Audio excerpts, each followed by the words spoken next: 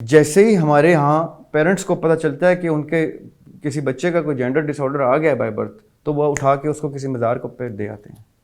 وہ ایک سائلنٹ تھپڑ بن کے ہمارے چہروں پہ لگتے ہیں. ہر دوسرے تیسرے دن ان کے ساتھ ہوتی ہوئی زیادتی منظر عام پہ آتی ہے. ابھی تو کہ اس ڈیٹ میں، آج کی ڈیٹ تک نور مقدم کو جسٹس نہیں ملا. اپنی ویکنسیز میں جینڈر مینشن کرنا چھوڑ دیں.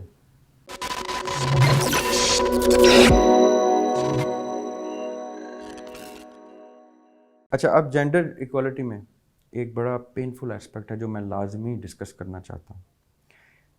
کچھ ویڈیوز جو ہم نے بنائی ہیں ان میں پہلے ہم نے ڈسکس کیا تھا کہ سپیریورٹی جو ہے، انسان کا اشرف ہونا، یہ نہیں ہے کہ وہ طاقتور ہے، یہ نہیں کہ وہ کسی کو دبائے، بلکہ یہ ہے کہ وہ انصاف لے کے آئے. وہ اپنی پاور کو یعنی enforcement of application of justice کے اوپر لے کے آئے. کہ وہ اس لیے اشرف ہے کہ وہ اللہ تعالیٰ کے اپنے ارد گرد، اللہ تعالیٰ کی بکھری ہوئی نعمتوں اور ارد گرد پھرتے ہوئے مخلوق کو ہیلپ کرے، ان کو بانٹے، ان کو نکھارے، ان کو پرووائڈ کرے چیزیں. اب یہ میں کیوں ڈسکس کر رہا ہوں، یہ میں نے کیوں بیچ میں ایڈ کیا ٹاپک، کیونکہ میں پاکستان کی ڈسکشن میں ابھی رہوں گا زیادہ تر. پاکستان میں جینڈر ایکویلٹی میں ایک جینڈر اور ہے جو بہت سفر کر رہا ہے.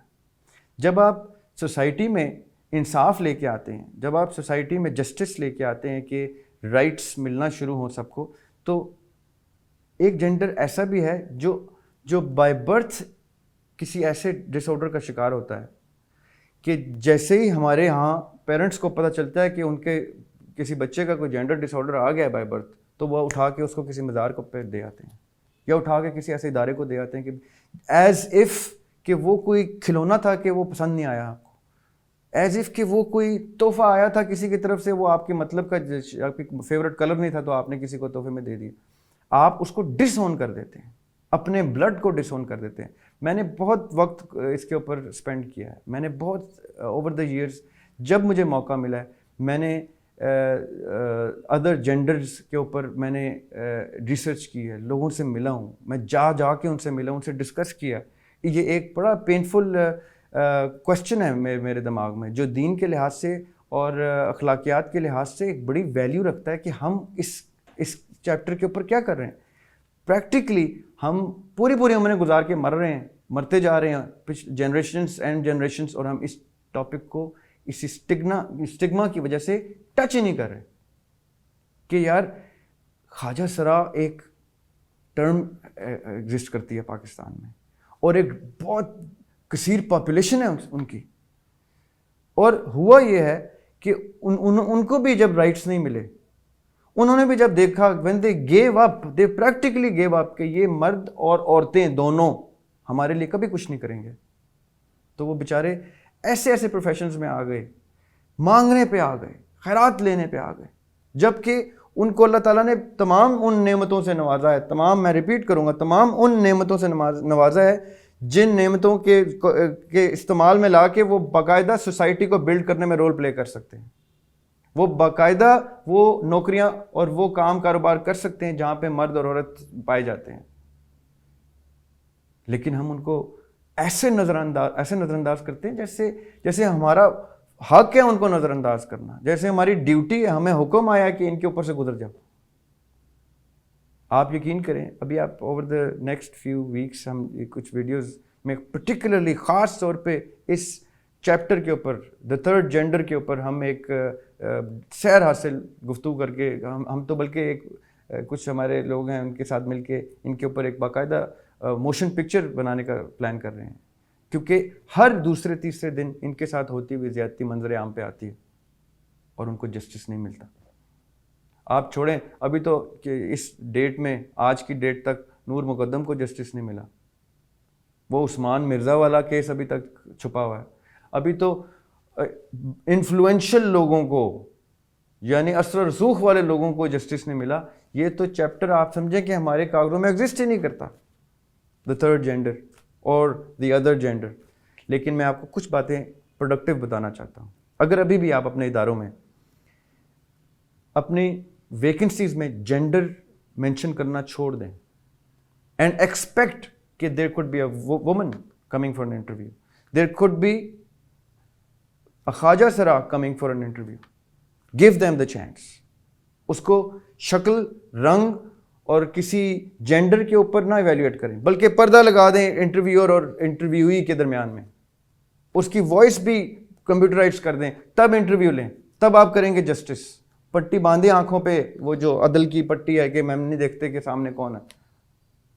تو یقین کریں یہ پاسبل ہے. دیر از اے فیئر چانس کہ آپ کے اداروں میں the third gender also comes in, اور وہ کوالیفائی کرتا ہو یا کرتی ہو, کیونکہ آپ نے بچپن میں تو اس کو ڈسکوالیفائی کر دیا as a child, as your own son اور ایز یور اون ڈاٹر, آپ نے اس کو ڈسکوالیفائی کر دیا.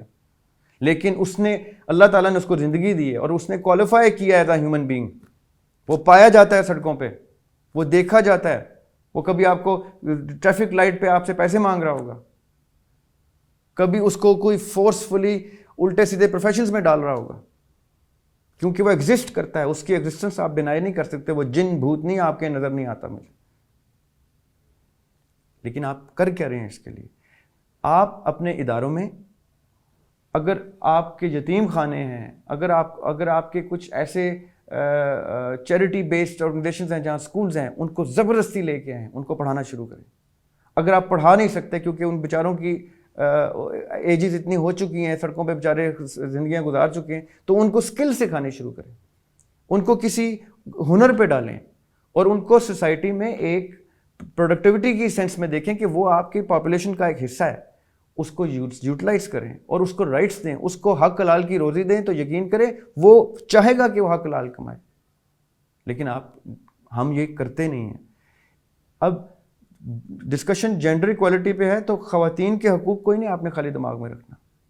اگر آپ نے اپنے گھر میں پائے گئے بچوں میں لڑکی اور لڑکے کی تفریق ختم کر دی اور ان کو جسٹس کیا, تو سڑک پہ جاتے جیسے اب آپ دیکھیں آج کے بعد جب بھی آپ دیکھیں خواجہ سرا ہے, تو اس ایسپیکٹ سے دیکھیں کہ اس کے گھر والوں نے اس کا جسٹس نہیں کیا تھا, اس کو نکال دیا تھا. آپ کیا کر سکتے ہیں اس کے لیے؟ ضروری نہیں ہے کہ آپ کو 100-500 روپے اس کو پکڑا دیں, اس سے اس کا کچھ بھی نہیں بنے گا. آپ انفلوئنشل لوگ جو ویڈیو دیکھیں گے, جو کچھ کر سکتے ہیں, جو اسٹیٹ کے لوگ ہیں, وہ کوئی ادارہ بلڈ کریں یا کسی ادارے میں ان کو انڈکٹ کرنا شروع کریں, اور ان کو اسکلز کے اوپر لے کے آئیں, اور ان کو تعلیم کے اوپر لے کے آئیں. گریجولی, سلولی, ابھی فوراً چینج نہیں آئے گا. گریجولی وہ اسکل سیکھنا شروع کریں گے. کرتے کرتے کرتے کرتے ایک وقت آئے گا کہ وہ کیمرے کے آگے اور کیمرے کے پیچھے بھی وہ پائے جائیں گے اپنی اسکل سیٹ کے ساتھ. ہم نے ان کو اسکلز دی نہیں, ورنہ وہ شاید میرے سے بہتر آپ کو یہ چیزیں ایڈریس کر کے دیں. اگر میں ابھی ان کے حقوق کے لیے ان میں سے کسی کو یہاں بٹھاؤں, تو مجھ سے بہتر طریقے سے آپ کو بتائے گا کہ اس کے کون کون سے حقوق مسنگ آپ نہیں دیتے. لیکن ہم کیوں بٹھائیں گے ان کو کیمرے کے آگے؟ ہم تو ان کو اپنے ساتھ بٹھانے کے قابل ہی نہیں سمجھتے. یہ ہمارا فلا ہے, یہ ہماری کمی کوتاہی ہے, اس میں ان کا کوئی قصور نہیں ہے. وہ تو ایز اے ٹیسٹ ہمیں ٹکر رہے ہیں اللہ کی طرف سے, اور ہم اس ٹیسٹ میں فیل ہو رہے ہیں. وہ اس کی ضمانت بن کے ہمیں نظر آتے ہیں, وہ ایک سائلنٹ تھپڑ بن کے ہمارے چہروں پہ لگتے ہیں. اللہ کی طرف سے بھیجا ہوا ایک ہمیں آئینہ بن کے ملتے ہیں کہ ہم نے ان کے رائٹس کی حق تلفی کر دی. تو جینڈر ایکوالٹی کے اوپر یہ میرا اور آپ کا فرض ہے کہ ہم سوچیں کہ ہم کیا کر رہے ہیں خواتین کے حقوق کے لیے, اور ان خواجہ سراؤں کے حقوق کے لیے جو ہماری سوسائٹی کا حصہ ہیں. لیکن ہم انسانیت کی لیول پہ آ جائیں, اس کے بعد ہم دین اور اخلاقیات کی اونچی سطح ڈسکس کریں گے. ابھی آپ اور میں یہ سوچیں کہ ہم اپنے گھروں میں بیسک ہیومن رائٹس کے اوپر کام کریں, اور یہ وقت ہے کہ میں اور آپ سوچیں.